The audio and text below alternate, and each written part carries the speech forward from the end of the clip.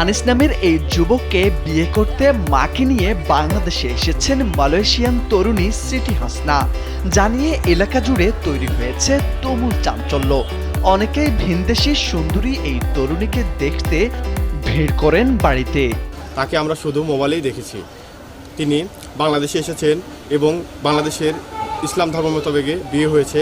তাকে পেয়ে আমরা খুশি এবং পরিবারের সবাই আনন্দিত। জানা গেছে 2007 সালে কাজের সন্ধানে মালয়েশিয়া যান আনিস রহমান। সে দেশে আনিসের কোম্পানির ডিলার ছিলেন এই সিটি হাসনা। সেখান থেকেই তাদের পরিচয় ও প্রেমের সম্পর্ক গড়ে ওঠে। দীর্ঘ 10 বছর ধরে চলে তাদের প্রেম। স্যান্ডেলিনা সো, রূপচর্চায় আভিজাত্য।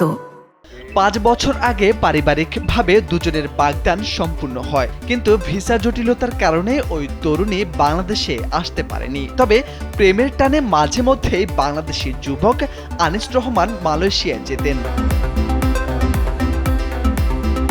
অবশেষে তাদের সেই অপেক্ষার অবসান ঘটে। গেল শনিবার মালয়েশিয়ার ওই তরুণী নাটোরের গুরুদাসপুরের খুবজিপুর গ্রামের প্রেমিক আনিসের বাড়িতে আসেন তার মাকে সঙ্গে নিয়ে।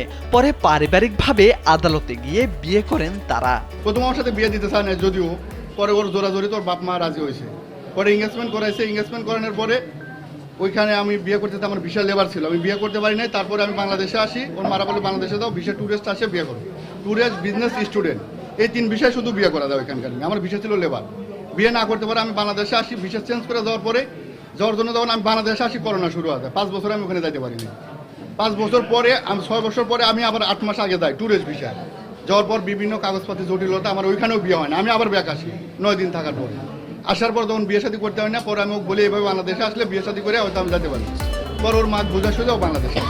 এদিকে বিয়ের আইনজীবী ও কাজী জানান, বাংলাদেশে এসে দুই পক্ষের পারিবারিক সম্মতিতে আদালতে হাজির হয়ে তারা 3,50,000 টাকা দেনমোহরে বিয়ে করেন। তারা দুজনেই প্রাপ্তবয়স্ী। ইসলামী আইন মোতাবেক বিয়ে পড়ানো হয়েছে দুজনকে। আনিস যেটা ছেলে, সে মালয়েশিয়া চাকরি করত। চাকরির সুবাদে দুজনের মধ্যে প্রেমের সম্পর্ক করে। আজকে যে মহিলাটা, যে মালয়েশিয়ান কনে, তার আন্ডারে চাকরি করত, এই আনিসের সে বস ছিল। দুজনের মধ্যে প্রেমের সম্পর্ক ঘটে এবং মেয়ের বাবা মা মেয়ে সহ বাংলাদেশে আসে। আসার পরে দুজনের আজকে বিয়ের সিদ্ধান্ত হয়।